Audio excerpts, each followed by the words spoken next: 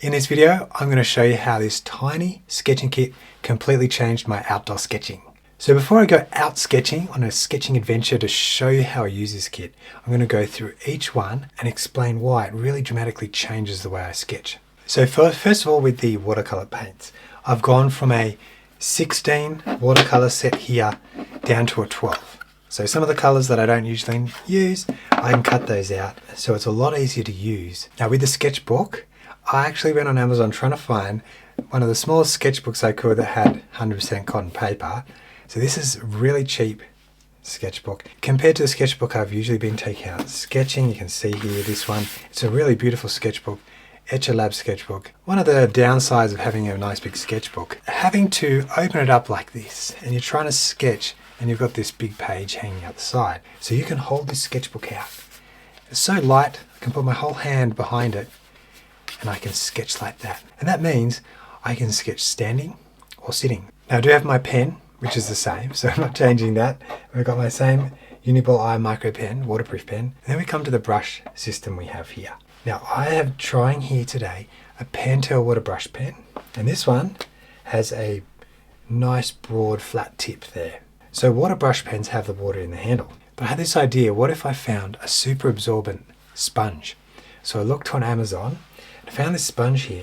So it comes in this pack like this, and if you search Amazon super absorbent sponge, you might find something like this. It's a Japanese product, and I cut one in half, and so when I'm using my water brush, I'm going to be pressing onto that and the water will go into here, the dirty water, instead of having to use lots of paper towels. So that's a little explanation of my sketching kit. Now I'm going to go out and use them. So here I am in Parramatta, and it's a very beautiful day. Lots of people. It's before lunch, but the markets are in the centre of town. And I always walk around trying to find a good spot first, and this usually helps lower my nerves. And you can see here, I found a spot standing up, leaning against a pole, sketching an interesting angle. You can't actually see it because I've put my sketchbook in front of the camera. But you can see how I'm holding the sketchbook, just one hand behind the sketchbook, and I can hold it there, and I don't really get tired arms because it's such a light little book, and I can finish just like that. Just add a few more details. But it doesn't take long to do a sketch when it's so small. So I can change position, and I'm not holding the sketchbook for an hour or so. But you see, that's a better angle there. You can see the view I've got. And I've framed off the sketch. But once I've finished, I can simply move to another spot. So I'm going to go through a few sketches here and then show you a bit of a longer sketch for Patreon members of another church angle.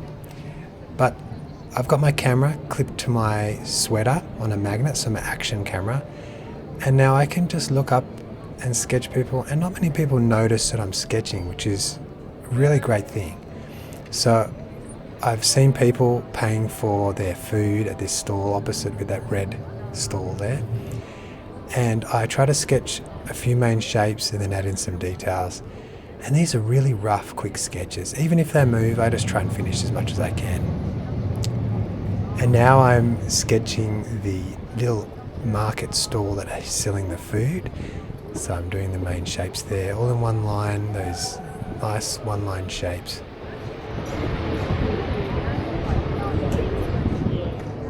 So how this compares to my usual setup. Usually I have a fold-out chair for my bag, so I have to take that out, attach that together and place it in a certain spot, and then take out all my supplies and set them out on my lap with the paint and the water jar and the brushes, not to mention setting up the camera so I can record. So all of this can be a big process, and it actually draws a lot of attention, which I found increases your nerves. So that's why this little kit has changed my urban sketching so much.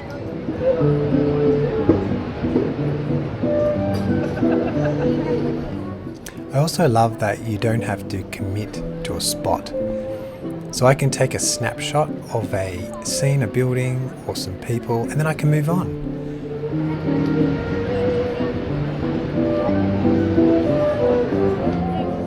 I found with my old setup that there was a little bit of pressure to find the perfect spot to set up, because I'd be stuck there for a while.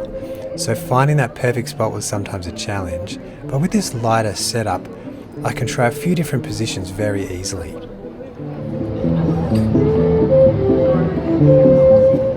You can see here that I've been swiveling on the end of this bench, and I've been able to sketch a few different people, and then these musicians started to play, so then I could really easily just turn towards them and sketch both of those people. Unfortunately, the distance here in the camera, you can't see those people very easily, so that's why I'm not making this a tutorial or anything. It's just a demonstration of how I can sketch people very loosely and quickly. Some nice little sketches here of people in the market stall. Now I'm going to go and find a nice spot to sit down so I can do some painting as well.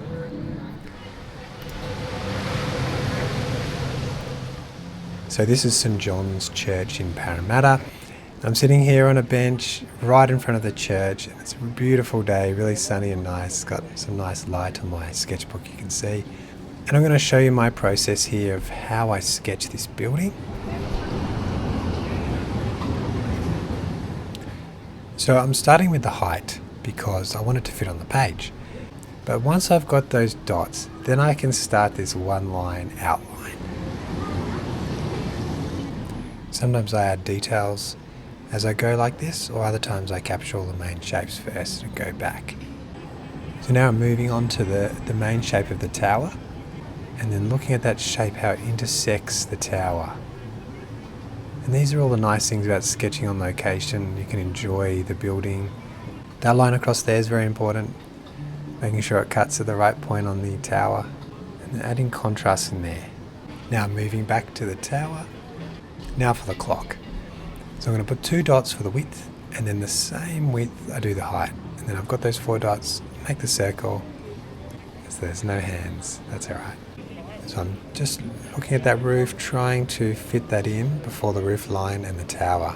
Going to draw a border, and I'm finding that adding borders around my little sketches helps contain the sketch and limit the sketch.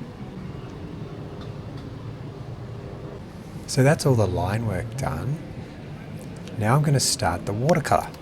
And this is another interesting part of my sketching kit, using a water brush pen and trying the sponge, seeing how that sponge works when I'm using watercolour out sketching. So usually I've got a little jar of water and I've got my brushes, my travel brushes, and then I have a stack of paper towels. But this whole setup is a little bit fiddly, and it's also risky as you move. If you've got water, I've often spilled the water, or I run out of paper towels and have to find some more. So it can be very messy and frustrating. But now with this super absorbent sponge, which I've got in a Ziploc bag, you can see there, you have to keep them moist, otherwise they go really hard. I can use my water brush pen and I can soak any dirty water into the sponge, so I don't need to wash the tip. Just goes straight into the sponge and it actually cleans itself. And you can get all sorts of water brush pens. I've tried a whole lot of different brands, and I found that the Pentel water brush pen actually has the best flow of water going into the tip. Some of the others, when you squeeze the handle, the water comes squirting out the side and doesn't actually go through the bristles, which makes it frustrating for it to spurt water everywhere. You can see there, I'm soaking in the water there, it goes straight in. And my tip of my brush pen is clean now and dry, so I can actually take out little blobs. So the left side of the tower needs to be in shadow. Now if you're a beginner to sketching and you want to get into learning how to do this, go outside and sketch, then I recommend checking out my Urban Sketching for Beginners course that's over on my Patreon membership.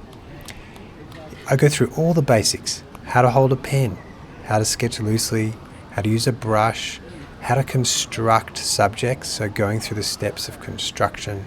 And then I go on to using watercolour in detail and the advanced watercolour techniques. So this course covers everything you need to know, plus there's over 130 other tutorials there, which you can do as extension tutorials to really learn the skills you need to for urban sketching. So that's my final sketch using my tiny kit. Really happy with the result, and in conclusion, this kit has really changed my urban sketching. It's made it more flexible, faster, so I can do more sketches, and also there's less pressure. So that's the most important thing. I had a lot more fun sketching. So I hope you enjoyed this, and I'll see you in the next one.